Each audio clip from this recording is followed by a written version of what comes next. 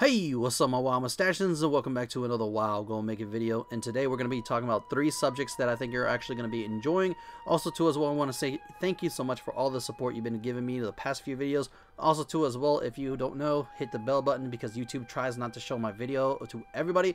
Also, if you're not a subscriber, hit that subscribe button that is right next to the bell button. So let's get right into it.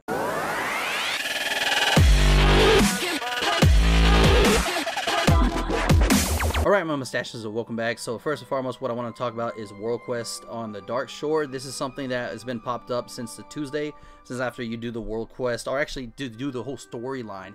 Now once you do the storyline, you're going to notice that World Quest popped up on Darkshore. It's going to be 5 World Quests at least at the max. Now I've seen 4 just pop up on the second day, so basically I don't think it's 5 every day.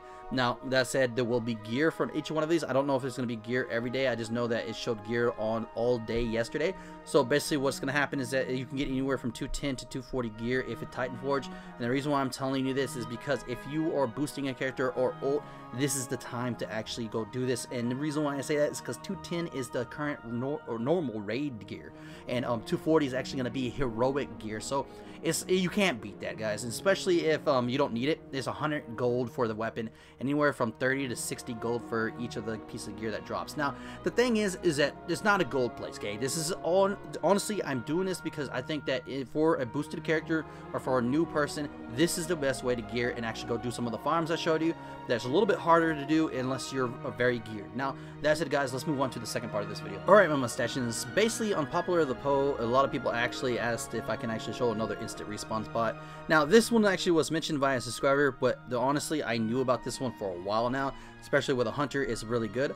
Now all of you know what AQ20 is. AQ20 is one of the best raids that actually drops good you know, decent gear that duels for a lot. Now there's another raid I'm going to show you at the end that's just plainly just wipes it out of the water so far. But anyways, that said, let's get back to the moment. Now there's a section in AQ20 which you can see what I'm doing right here is that basically has all these mobs here, right? The only mobs that drop anything are the captains, and once you get to all the captains gone, the boss is going to come towards you. You're going to reset it by just basically vanishing or fainting. Now the thing is, I find hunters being the best here, but the reason why you would do this, and don't get me wrong, I know the little slug guys are kind of the best to actually drop some of the high-end gear, but this is actually pretty good too as well. They have a high drop chance, so if you don't get nothing within 30 minutes or an hour, don't feel bad. These guys only drop one piece of thing every time, so you're actually not going to have a majority of things, but you have a higher chance of getting some of the most expensive transmog in the game. Now that said, let's move on to the last part of the video. Alright my mustachians, so basically this last part is going to be covering Karazhan. Karazhan is one of those unique raids like AQ20 is, where you can run through the whole raid and actually do all the mobs instead of the bosses and actually come out and reset. Now that said, it is very easy to actually tag a raid boss, which you shouldn't have a problem with if you actually have some control over it. But that said, there's a lot of rare stuff that drops from Karazhan. Now I want you in the comment section tell me what you think is better, Karazhan or AQ20. Me personally, I feel Karazhan has given me more than actually AQ20.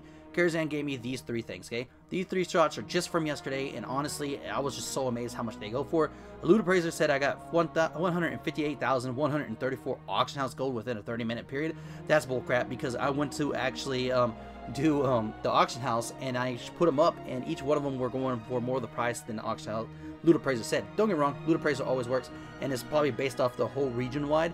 But anyways, the point is that I could put the bigger pattern up for 200k plus.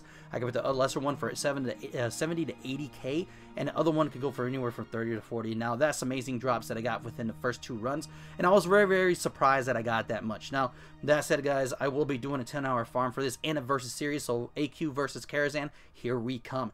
Now that said, let me know in the comments below what you thought about this video. I thought it was pretty, you know, I thought it was pretty informative.